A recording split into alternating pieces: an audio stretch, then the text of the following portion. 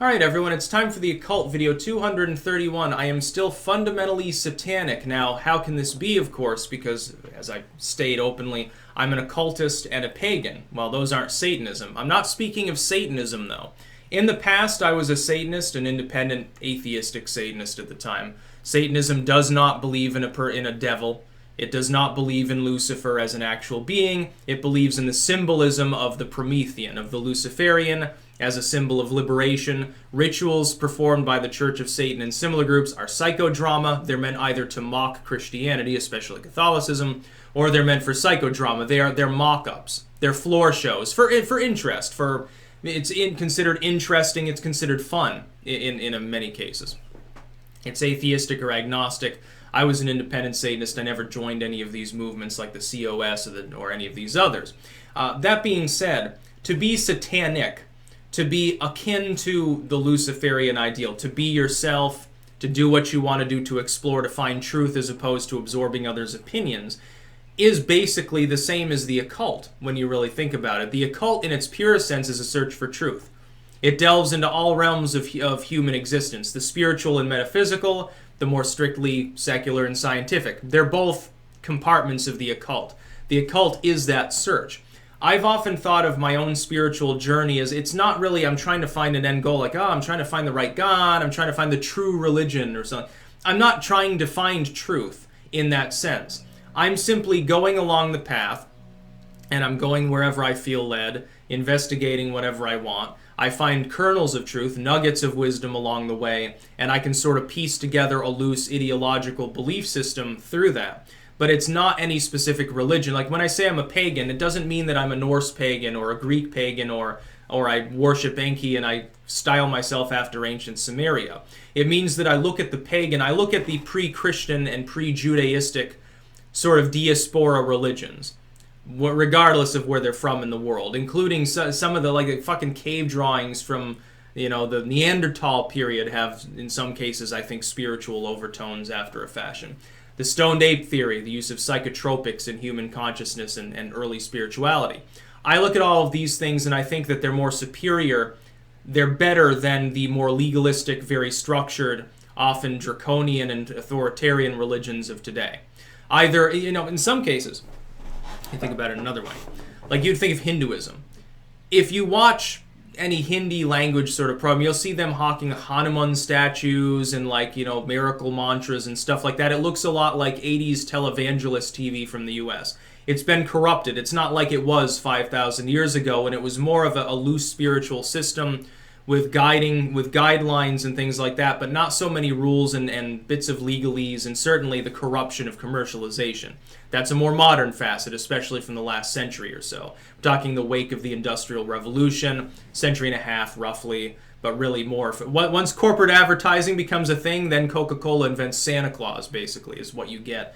And that sort of overlaps with Christianity. You get the same thing in other cultures as they industrialize. I see that as the opposite of what I like. I like the Epicurean in a philosophical sense. I think that enjoyment is the highest good, but it should be simple enjoyment. Now, it's just an opinion. It's totally subjective. It's just what I happen to crave in my own life, and I think there are certain logical reasons to believe that's superior to other forms of enjoyment. The lack of enjoyment, well, that's no fun. Unless you think it's of great spiritual importance, I can't imagine why you would deprive yourself willingly. Usually being deprived is a symbol of being enslaved. Why would depriving yourself be any different? Enslaving yourself. Wonderful idea. Hey, I'm a free man. I think I need to put a yoke on myself and drive myself around like an oxen before a plow. The Eastern religions are being corrupted.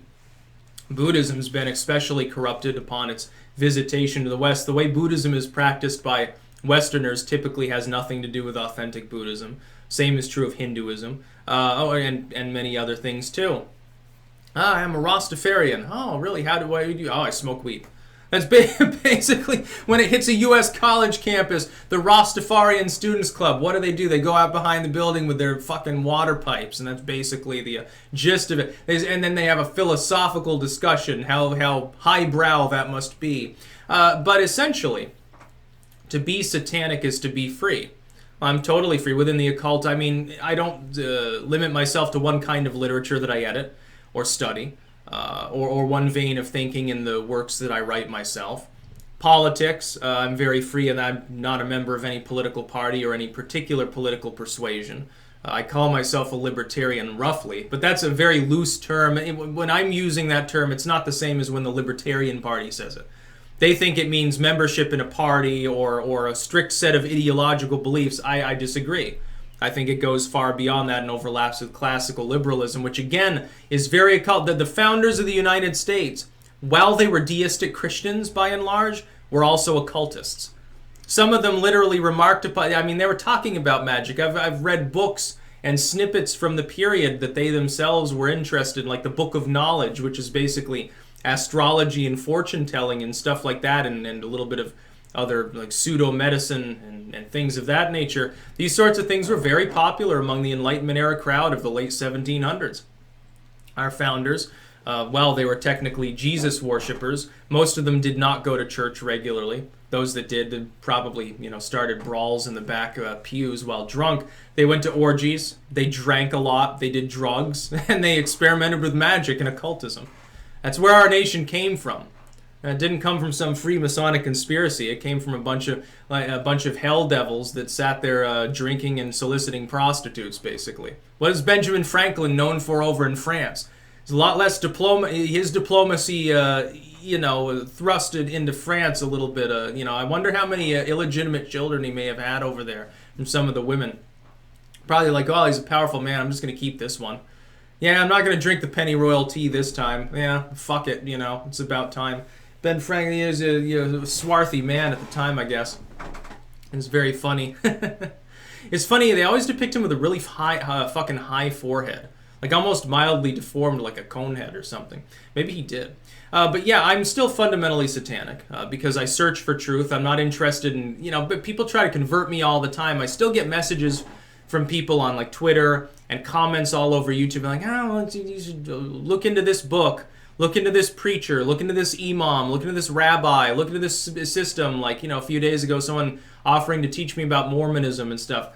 And I don't really have a problem with it. In the past, I was like anti-religious. Now I'm apathetic towards the whole situation. I oppose organized religion. I would never join an organized group like a cult or a coven or some stupid shit like that.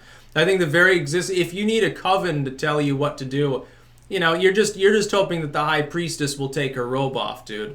In all honesty, you're hoping for some sex magic, maybe, or some camaraderie. Like, oh, well, these people are nice, and we kind of have similar beliefs, so we just get together and do a mock ritual, and then we drink tea together and smoke weed and stuff, and that's like the average Wiccan coven. And then group sex usually. I'm sure that's very interesting for people who are into those sorts of things. Well, they get drunk together, Oh, we're from the cult of Dionysus. Oh, how do you worship? Oh, we get drunk and have sex. Well, there are worse things you could be doing. You could be killing people in the name of your faith. At least you're doing it in a positive manner. By the way, that's satanic too. You're doing what you want to do. You're not harming anyone. Yeah, who cares? No problem. It's the Abrahamic religions and the modern interpretation of the Eastern mainstream religions that really is problematic. They're the ones that harm. They're the ones that coerce. And they tell people to feel guilty and shit like that. And it's like, yeah, no thanks. I don't feel I don't feel I was born in darkness and sin and horrible things. No, I feel like I was born to enjoy the world. And I'm fucking going to, and it's going to be great.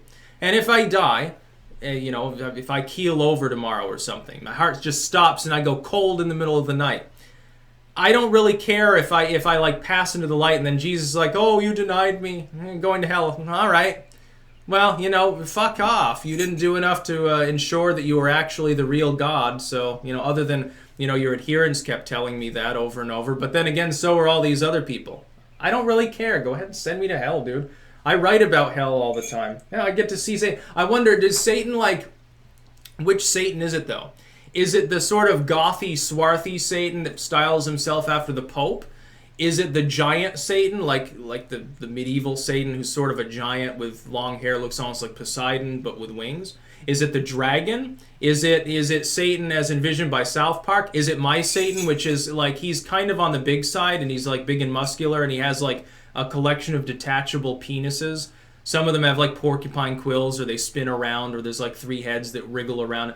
And this is from Sickness and Hell, by the way, in Morbid Stories. In my stories, Satan is always like, he's very strong and he likes to abuse everyone around him, like Schadenfreude style. But if you play a trick on him or insult him, he starts crying, and he's a little bit on the homosexual side actually as well.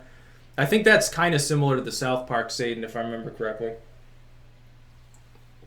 I thought the idea of a sad Satan was hilarious. You know, I just find it funny. I know this has gone completely off the rails. It has nothing to do with my spiritual beliefs. It's just my literary style. But yeah, I'm satanic, but I'm also a pagan and an occultist. I'm kind of apatheistic. I don't care if there's a god or anything like that. It doesn't enter into my mind anymore. I don't dedicate any time to thinking about it because it's completely pointless. That's about all. Peace out.